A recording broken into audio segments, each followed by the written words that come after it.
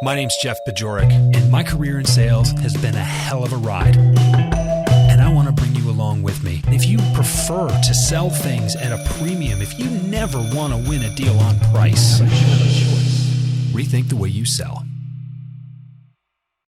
Welcome back to the show. My name's Jeff Bajorek. I'm your host, and I'm here to help you rethink the way you sell. Today, I'm going to lay out a new strategy for you, a new holistic approach to managing your territory. We're going to make business development as easy as it can be. Look, selling is hard, but it doesn't need to be any harder than it needs to be. And I'm going to give you a framework today to take a look at your territory from a different perspective that is really going to provide you with some new insights, and you're going to look at the way you grow your business a lot differently. Now, this is a framework I've developed over the last couple of years. It's very simple to me. I'll tell you the origin story of it in a minute. But when I deliver it to clients, when I deliver it to audiences, I always get people leaning back, putting their hand on their face and saying, wow, I never thought about it this way. To me, it was really simple, really intuitive. But what I'm finding is that it's also very impactful. This is one of the things that helped me in my territory management days, if you will, and I know it can help you as well. Now, I'm going to tell you, if you're a full cycle sales rep, you're going to take a lot out of today. No question about it. And I don't want you to go anywhere, though. Hold on a second. If you're an SDR, or if you're in customer success, or if you're an owner, or maybe a VP level, maybe you're not, selling in the day-to-day so much anymore. I don't want you to go anywhere, because this is an opportunity for you to bring your entire team together and figure out how to manage this framework as a team if you don't do it as an individual. This is going to help your communication. This is going to help, again, your perspective. And that perspective is going to have you look at your accounts in a different light. Again, selling doesn't need to be any more difficult than it already is. Take a look at what you've got in front of you. Take a look at the accounts that are growable. Take a look at the accounts that are not so growable. Take a look at the accounts that are accessible and not so accessible. And I just gave you my matrix there, just gave you my framework. And if you are listening to this, I'm going to suggest that you go and find the blog article that I have linked to in the show notes. I actually wrote this framework out, probably 2,500, 3,000 words a few months ago. So the entire framework is available on the website. I'll have the link in the show notes.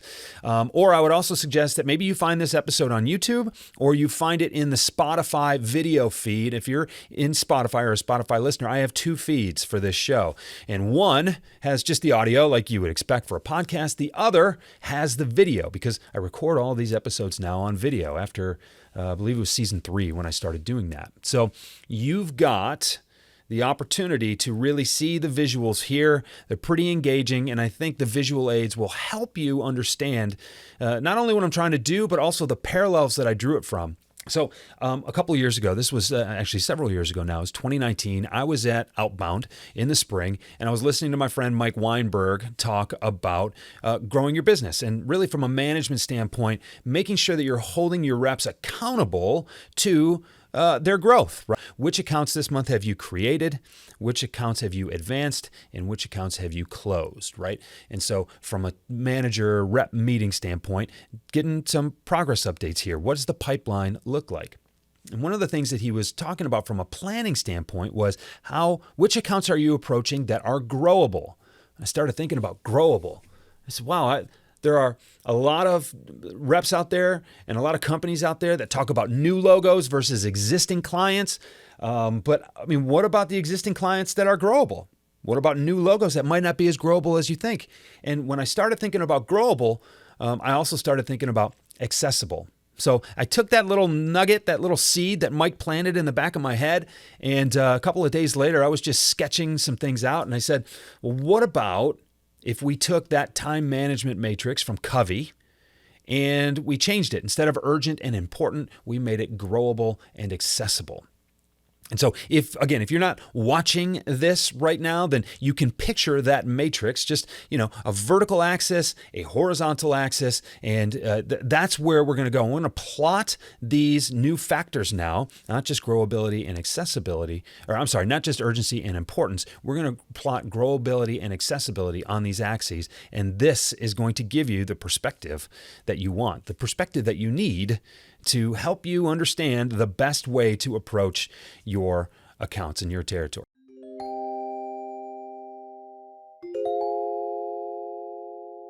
What I've got on the screen right now is Covey's classic time management matrix. Some of you might recognize this as an Eisenhower matrix. If you're not from the US, you probably don't know who President Eisenhower was. But anyway, this is a tried and true principle. I first saw it in Covey's book, but it clearly wasn't his. This is something that has been around for years.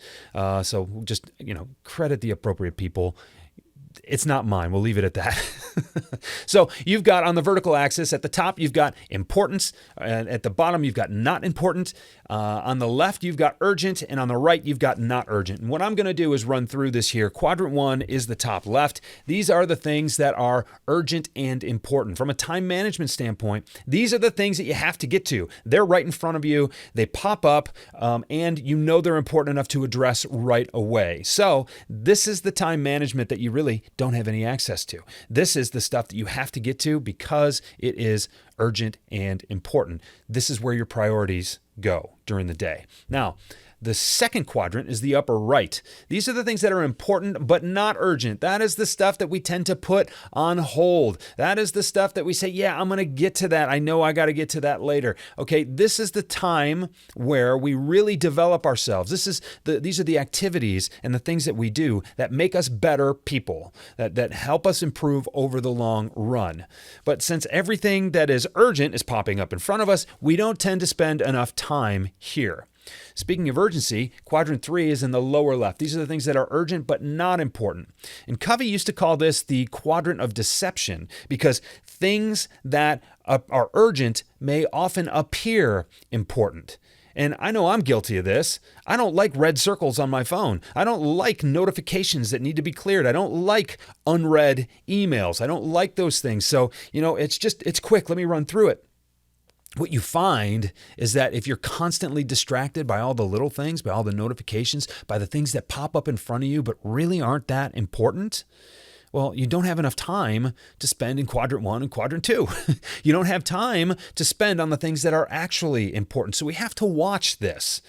Quadrant 4, well, these are the things that are not urgent and not important. These are largely time wasters. Okay, so we're not going to spend a lot of time here. You know what this is. This is your, quick refresher on the Eisenhower matrix or Covey's time management matrix. But to use that as a model, to use that as a framework, I took my growability and accessibility factors and I plotted them on the same quadrants. And what you'll find is this is a territory management analogy to the time management example that I just gave you. So what are the accounts in quadrant 1? These are accounts that are growable and accessible. As a seller, you need to be spending as much time here as possible. These are the accounts that have opportunities in them for you to grow, whether it's new opportunities and new potential accounts, or these are existing accounts where you can get more wallet share. Okay, so that's what growability means. Is there money there for us to take, right? Is there money there for us to earn? We're not taking anything, but is there market share or wallet share for us to take? So whether they're new or they're old doesn't matter. I mean, if you've got a brand new account that you could potentially be doing $1 million in business with, then that's a really nice looking account. But if you have an existing account that is already familiar with you and you can do $4 more million worth of business with, well, even though that's technically an old account, I wouldn't call that $4 million old business. That's all still new opportunity. So let's stop looking at new logos versus old logos. Let's just talk about growability. Whether that is market share or wallet share, doesn't matter. That is revenue that we can earn. We can build the trust, we can build the relationships, and we can win that money. That's what we're trying to do. We're salespeople, okay? So that's how I want you to think about growability. Quadrant 1 is more toward the left of the screen. Those are the accounts that we have more access to. Quadrant 2, those are the ones that we don't have access to. So I want you to think about what quadrant 2 represents. Remember how I was talking during Covey's quadrants about how this is long-term growth, this is personal development, maybe it's professional development. It's that stuff that we know we need to do, but we don't necessarily feel like getting to right away. Yeah, sounds a little bit like prospecting, doesn't it? Sounds a little bit like that stuff that we know will feed the lifeblood of our business, but it's hard. It's a little boring sometimes. It requires a lot of patience. It requires a lot of diligence and persistence. It requires a lot of discipline. This is where we tend to skip. No, I can't. I've got too much stuff. I have new accounts that I have to, I have new opportunities from existing accounts. I've got all this growable stuff that I need to get to or I already have access to. I don't need to worry about access in the future. Or I can't afford right now to spend time about building more access to more accounts in the future. This is the quadrant 2 that you have been avoiding in every aspect of your life. That's why I love the analogy here. So we know we need to spend more time there. The question is how? And how do you spend more time in quadrant 2 when you've got all these happy customers that you need to maintain relationships with?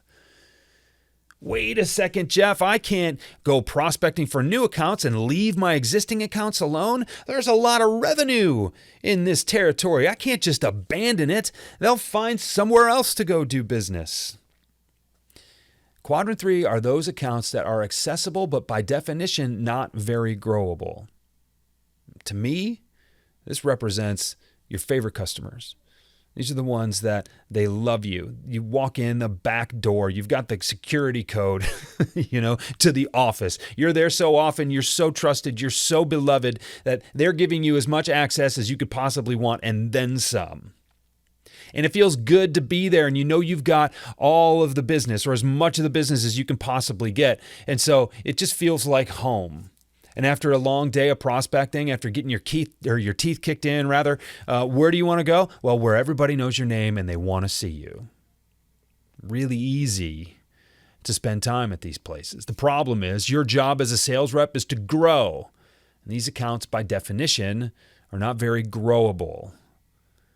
My contention is that you can spend half the time with these accounts that you do and keep all of the business. You can probably spend half the time with these accounts that you already do, but still keep all the business. The problem is you're telling yourself that you have to be there. You have to spend that time. They'll miss you if you're gone and they'll start thinking of somebody else. That is self-protective behavior, and it's not always true. So this is why it's so important. If you go back a couple of episodes when I gave you 5 great questions for killer customer conversations, these are the customers that you should be having those conversations with. And what are the 3 things that happen when you have those conversations? You build a better relationship with those people, which is always a good thing.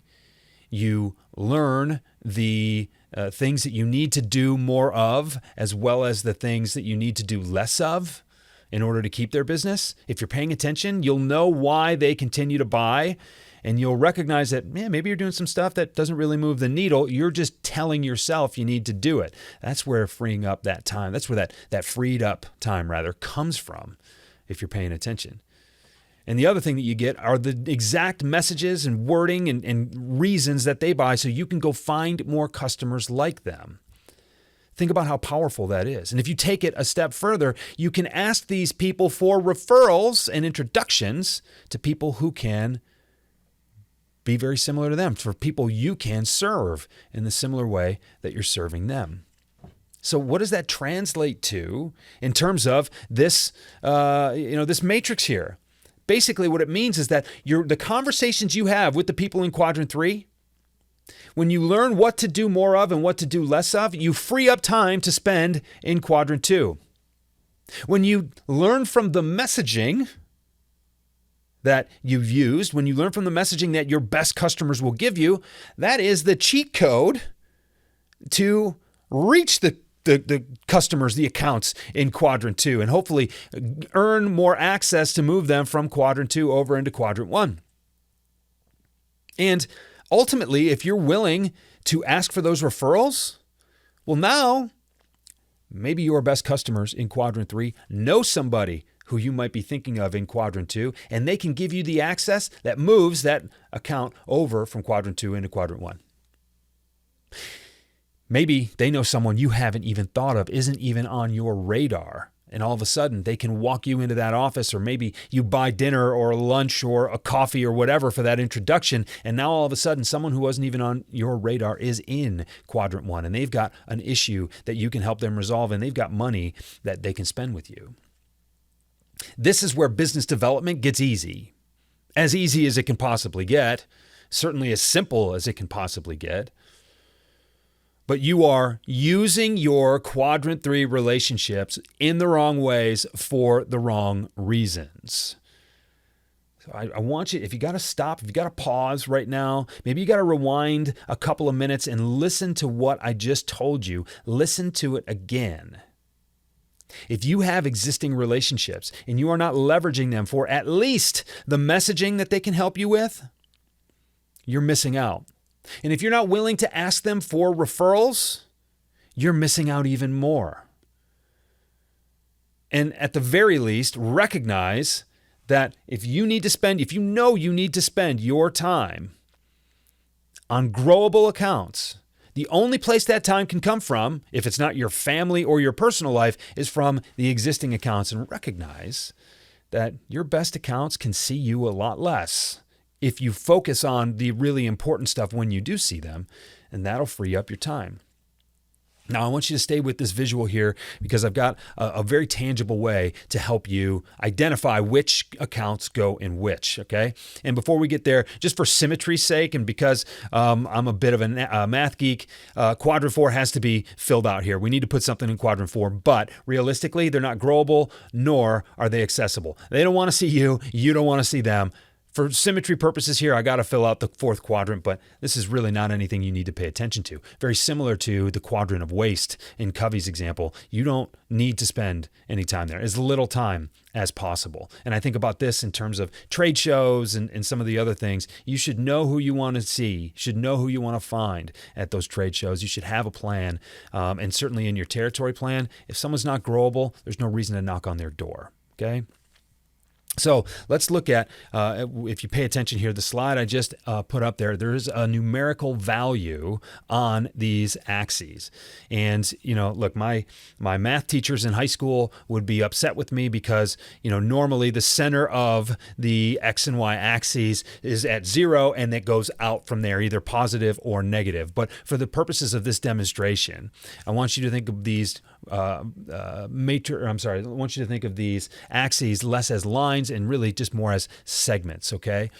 But I want you to take your top 20 accounts and I want you to score them on a scale of 0 to 10 in terms of how growable they are and how accessible they are. Okay, so in one column, you've got the name of your account. In the next column, you've got how growable they are, and on a scale of 0 to 10. And the column after that, I want you to think about how accessible they are on a scale of 0 to 10. And then basically in the middle of your matrix, think of that middle point as being 5, 5. Right? 10 in terms of growability is at the top. A 0 in terms of growability is at the bottom. A 10 in terms of accessibility is on the left. And a 0 in terms of accessibility is on the right. And basically, I just want you to plot those points. And what you're going to find is, in black and white in front of you, or colors if you want to, right in front of you, you are going to see, because you've identified, these are the accounts that are in quadrant 1, quadrant 2, quadrant 3, and hopefully there aren't any in quadrant 4. If they're one of your top accounts, they're not going to be in quadrant 4. So now what you've got is a new perspective of who you need to pay more attention to, who you need to put a little more long-term diligence into, and who you need to have some vulnerable, very productive conversations with so you can hopefully get some progress up in quadrants 1 and quadrants 2.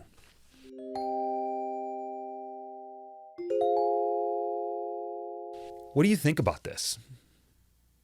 As you go back, and again, maybe I'll ask you to pause here, go watch the video if you're not. If you're watching the video, maybe stop and think about that a little bit. Go to your, your columns there. Go to your sheet, and what do you notice? What does this new perspective give you? Where do you need to spend more of your time? Who do you need to focus a little bit more on? something like this, taking what you know and just reorganizing it in a slightly different way, sometimes it's just enough to shake the cobwebs loose and give you a new way to approach what it is that you do for a living in this case. And look, from a single territory manager standpoint, it's all pretty straightforward. You have access to all of these accounts and you are working with them all on your own. It's really simple. There's no additional communication to worry about there. You know what's going on, and hopefully you're keeping track of this stuff in your CRM. If you work on a segmented team, well, now there's some communication. Like if you're an SDR, you want the best messaging possible to find new accounts and create new opportunities for your AEs or wherever you pass the opportunities to.